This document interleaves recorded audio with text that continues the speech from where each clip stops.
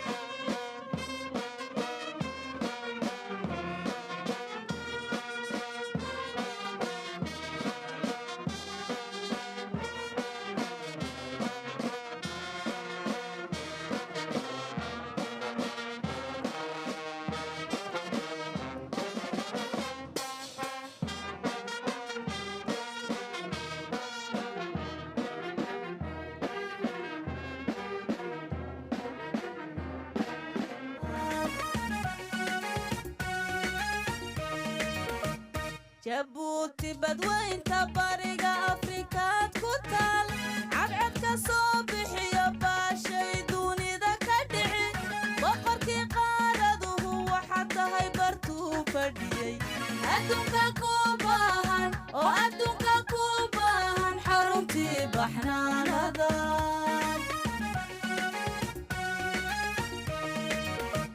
bartaad ku taalbay dunidu baratan ugu jirta jabuutay ku bariiso nabad dunida waa baryaba taariikhda ku beegan ku kastaba bishani lixaad bandhiga calankaaga oo bandhiga calankaaga loo soo bannaan baxa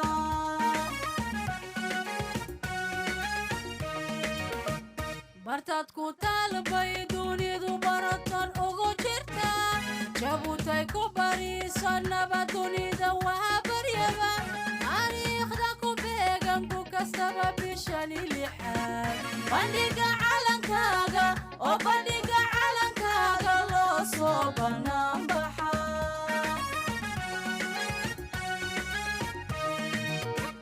juun inoo bilatay waa bisha xubnimo hantinay waa bishan ciidno yarya wayn dhammaan bulshooy farxad ku baashaala boodada ciyaarta tuma salama boqol iyo ku jeer calanka bilida wacan barbartay kor u qaada oo barbartay kor u qaada calanku hababado hawada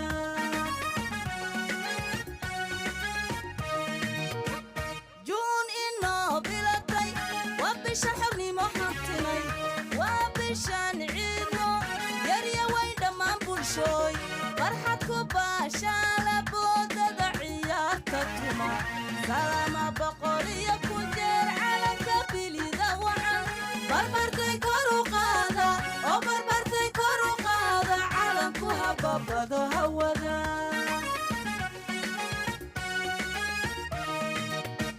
bisinka cadadkiisa yaasiinka barakadii calankan bilowgiisa balakaga xijaabnayo badda cas ka dhex muuqo oo badda cas ka dhex muuqo calankii badbaadado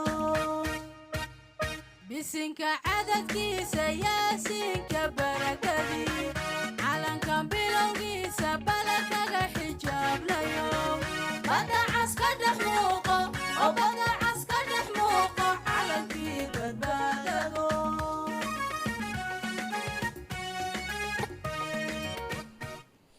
Et la cérémonie donc commémorative du 45e anniversaire de l'indépendance a débuté comme à l'accoutumée par le traditionnel défilé militaire. La parade militaire a vu la participation de milliers d'hommes et de femmes issus des différentes unités des forces armées djiboutiennes, de la garde républicaine, de la gendarmerie nationale, des gardes-côtes, de la police nationale et des sapeurs-pompiers. Malgré la forte canicule, une foule immense venue des différentes communes de la capitale était réunie pour admirer cette parade militaire.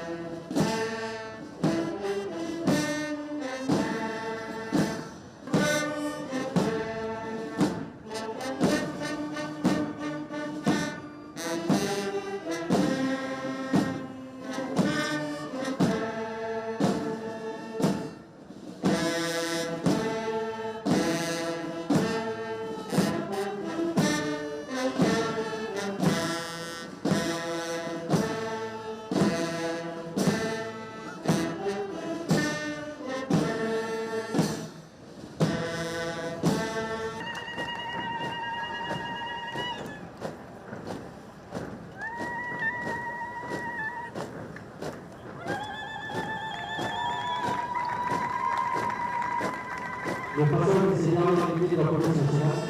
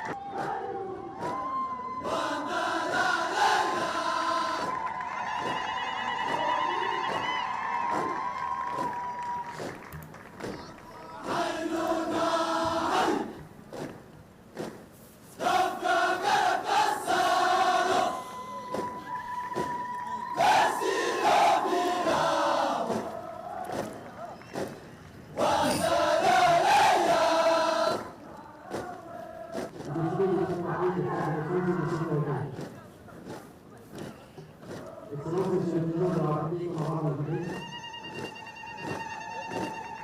nous allons maintenant assister à la deuxième grande partie de ce travail militaire, en l'occurrence, le défilé des troupes motorisées des forces de défense et des sécurités. Et par la suite, ce fut au tour des troupes motorisées de défiler des véhicules, des camions et chars blindés des différents corps armés du pays. Cette parade militaire motorisée était marquée par l'acquisition de 2 drones de combat d'attitude de croisière moyenne et de longue autonomie. Des drones de nom de Bayraktar TB2 sont des drones performants qui vont révolutionner la force de l'armée de l'air. Tour à tour, les différents véhicules et chars des différentes unités des forces armées de terre, de la police, de la gendarmerie, des gardes-côtes, de la garde républicaine et des forces de l'armée de l'air présentant fièrement 2 drones, 6,5 mètres de long et son envergure dépasse les 12 mètres et fait 6,5 mètres de long. Son envergure donc dépasse les 12 mètres en altitude. Regardez.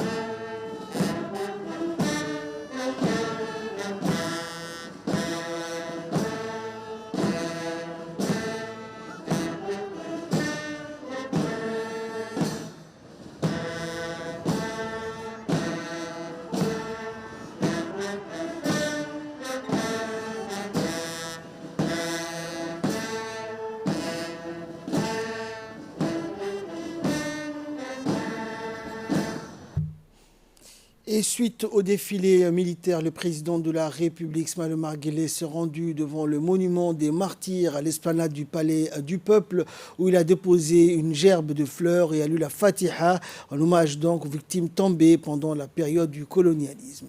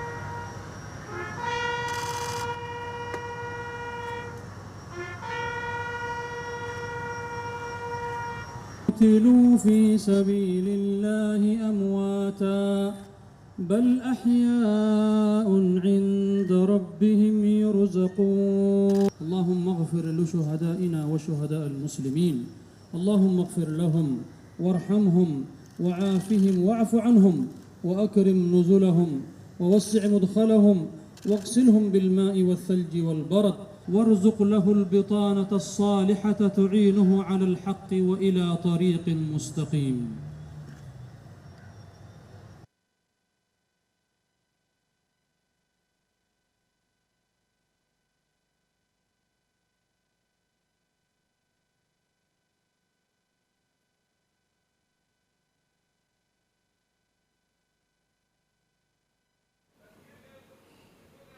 Et après le palais du peuple, le dépôt des gerbes et la Fatiha lu en hommage donc aux martyrs tombés sur le champ d'honneur, le président de la République s'est dirigé vers le palais de la République où une réception a eu lieu donc ce matin en hommage donc au 45e anniversaire de l'indépendance de notre pays. Regardez.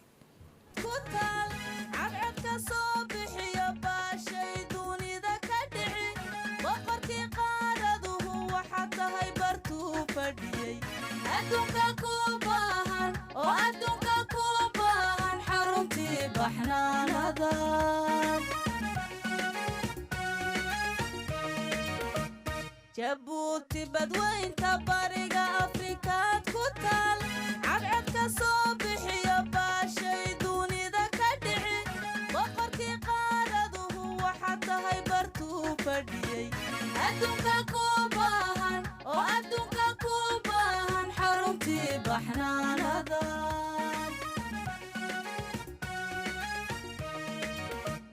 برتاد كتل بيدوني ذو برطان أغو جرتا جابوتاي كوباري صنبا دوني ذوها بريبا تاريخ داكو بيغان كوكستبا بشاني لحاد بانيقا علن كاغا أو بانيقا علن كاغا لو صوبا نامبحا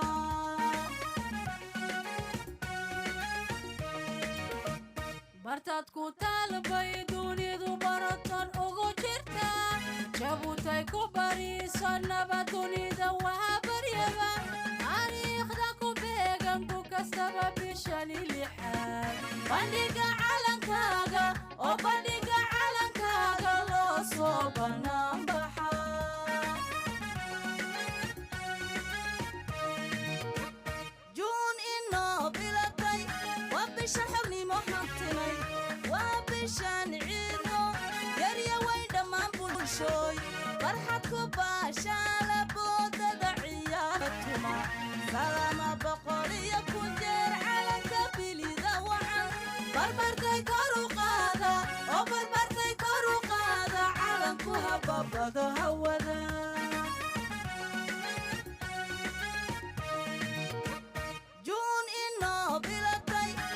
bisha xawnimo hantinay waa bishaan ciidno yarya way dhammaan bulshooy farxad ku baashaala boodada ciyaarta tuma salama boqol iyo ku jeer calanka bilida wacan barbartay kor u qaada oo barbartay kor u qaada calanku hababado hawada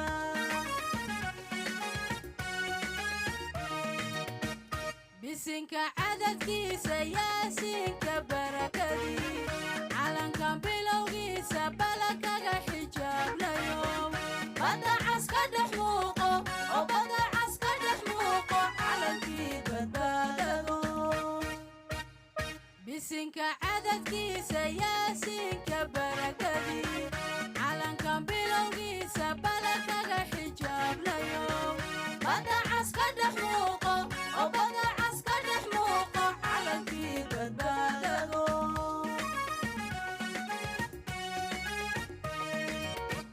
badda cas ka dhex muuqo calankii badbaadado badda cas ka dhex muuqo calankii barwaaqado badda cas ka dhex muuqo oo badda cas ka dhex muuqo oo baarka sare ka lulo badda cas ka dhex muuqo oo badda cas ka dhex muuqo oo baarka sare ka lulo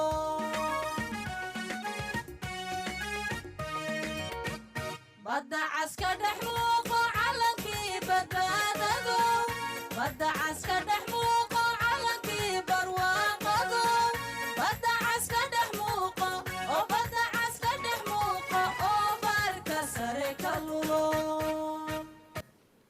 Il est l'heure à présent de retrouver l'appel à prière d'Al-Asr, la suite de notre journal. C'est prière d'Al-Asr, nous retrouvons la suite de notre journal. Alors, durant la réception qui a eu lieu donc au Palais de la République, donc pour commémorer le 45e anniversaire de notre indépendance, le président de la République, Ismaël Omar Guelleh, a prononcé une importante allocution dont voici la teneur. Nous célébrons aujourd'hui le 45e anniversaire de l'accession de notre pays à la souveraineté nationale. En cette heureuse et glorieuse circonstance, je voudrais commencer par le commencement et exprimer d'abord la reconnaissance éternelle de la nation à nos martyrs, à ces Djiboutiennes et Djiboutiens connus ou anonymes qui n'ont pas hésité à échanger leur vie contre notre liberté. À ces Djiboutiennes et Djiboutiens qui ont préféré la dignité, fût-elle mortelle, à l'indignité et au déshonneur de l'asservissement. Je prie le Très-Haut pour qu'il accueille dans son paradis. Amin. Nous sommes tous, chaque Djiboutienne et chaque Djiboutien, les héritiers de ces valeurs de liberté, de dignité et de souveraineté. Ces valeurs, nous les faisons vivre, nous les prolongerons et nous les exhibons avec fierté dans toutes nos actions quotidiennes. En premier lieu, nos forces de l'ordre et de la sécurité nationale qui, à l'extérieur comme à l'intérieur, mais aussi à nos frontières, préservent avec courage et sacrifice notre souveraineté. Mes chers compatriotes, que de distance parcourue depuis le 27 juin 1977. Que de réalisations accomplies depuis ce premier jour où nous avions pris en main notre destinée. Alors que certains nous prédisaient une mort par asphyxie dès notre naissance, notre nation a su émerger et tracer les chemins de sa croissance. En parfaite intelligence et en toute neutralité, notre nation a fait prévaloir les raisons de sa souveraineté sur toutes les autres considérations.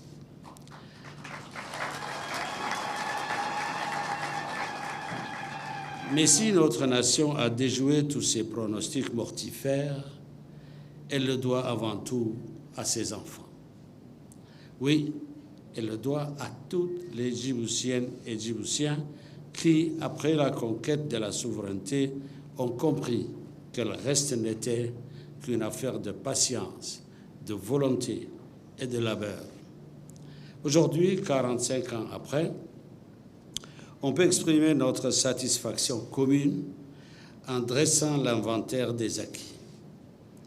Ce pays qu'on disait désertique à tel point que même le chacal faisait son testament avant de le traverser. Ce pays dépourvu de toute ressource des matières premières à tel point que les spécialistes de l'époque glosaient sur sa viabilité économique. Ce pays aujourd'hui se tient debout. Il tient son rang avec dignité dans le concert des nations. Pour en arriver là, et nous le savons tous, mes chers compatriotes, ça n'a pas toujours été aisé. Car le début de notre souveraineté, c'est aussi le point de départ de notre développement économique. C'était aussi le balbutiement de notre jeune République, c'était aussi la construction de notre unité et de notre identité nationale. Mais ces défis, nous les avons tous surmontés, des fois simultanément, des fois chronologiquement et progressivement, mais toujours avec la même ferveur et la même effervescence qui sont les caractéristiques de l'appropriation et de l'adhésion populaire. Je n'oublie pas les énormes sacrifices que vous avez consentis à des périodes où l'intégrité de notre nation était menacée de fracturation sur fond de convulsions régionales et de crises conjoncturelles. C'est tout à votre honneur et l'avenir vous a donné raison. Et une grande soirée nationale a eu lieu hier soir au stade de Gouled à l'occasion du 45e anniversaire de l'indépendance de Djibouti. Hommes, femmes, jeunes et âgés se sont tous retrouvés à l'intérieur du stade Gouled pour la célébration de l'indépendance de notre pays. Les Djiboutiennes et Djiboutiens, fiers de célébrer leur indépendance, de célébrer la réussite du pays à devenir une nation carrefour, une terre de paix, de sécurité, de rencontres et d'échanges. Lors de cette grande fête nationale, des danses et des chants traditionnels ont été organisés. Puis à minuit, le drapeau national a été hissé. Regardez l'ambiance.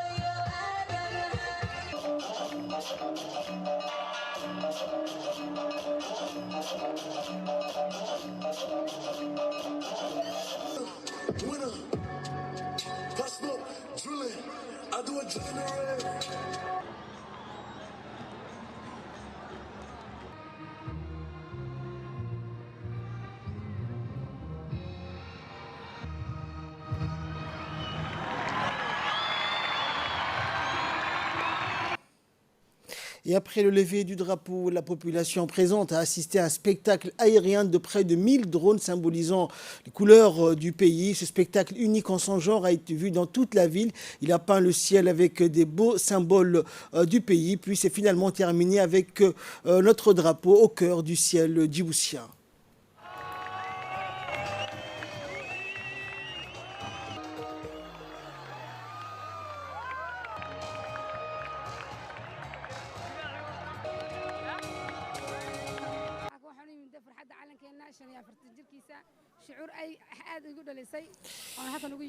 Et toujours à l'occasion du 45e anniversaire de l'indépendance de notre pays, une grande fête nationale a eu lieu également hier à l'Union nationale des femmes djiboutiennes. Hommes, femmes, jeunes et âgés se sont tous rassemblés devant l'UNFD pour célébrer l'indépendance de notre pays. Regardez.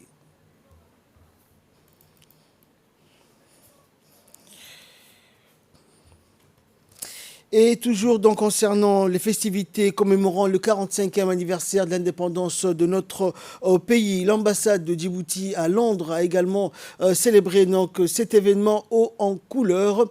De nombreux dignitaires djiboutiens, hommes, femmes, se sont retrouvés donc à l'ambassade pour célébrer le 45e anniversaire de notre indépendance.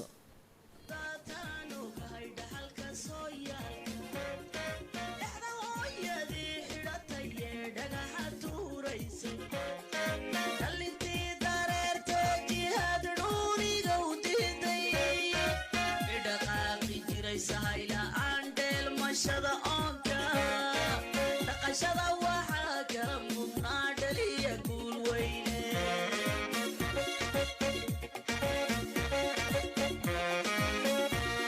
way dhulka hooyo waan jecelihiyo dhooblow calankeena inuu ragu dhintaa garaniyo dhababka loo jiido inuu dhiigu daataan ogahay dhaxalka soo yaalka dhexda hooyadii xidhatayee dhagaxa tuuraysa dhalintii dareertee jihaad dhuuniga u diiday idhaqaaqi jiray sahaylaan dheelmashada oonka allaha u naxariisto dadkii u soo halgamay 45 sannadood ee nabad lagu naaloonayo ee caafimaad lagu naaloonayo inta bugtana ilaahay ha shaafiyo inta caafimaad qabtana ilaahay ha u siyaadiyo waxaan leeyahay waan ku faraxsanahay caawa inaan 45 sannadood aan soo gaadhno ninkii maalintaa dhashay maasha allah maanta waa qaangaadh weeyaan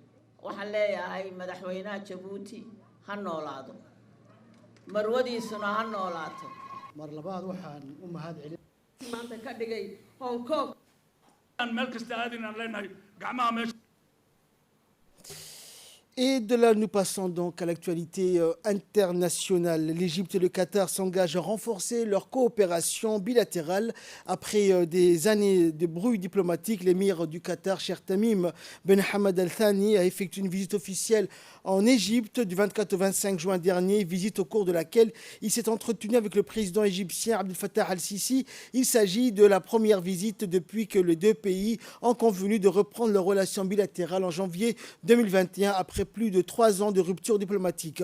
Au cours de la rencontre, les deux dirigeants ont discuté du renforcement des liens dans les domaines de l'énergie et de l'agriculture, ainsi que l'approfondissement de la coopération en matière d'échanges commerciaux et en particulier des flux d'investissement du Qatar à destination d'Égypte. Rompues durant 3 ans, les relations diplomatiques entre les deux pays n'ont repris qu'en janvier 2021 dans le cadre d'une réconciliation scellée entre le Qatar et 4 autres pays arabes. L'Égypte, l'Arabie Saoudite et les Émirats Arabes Unis et Bahreïn avaient mis fin en juin 2017, les relations avec le Qatar, accusé notamment d'être trop proche de l'Iran et de soutenir les frères musulmans, des accusations niées par Doha.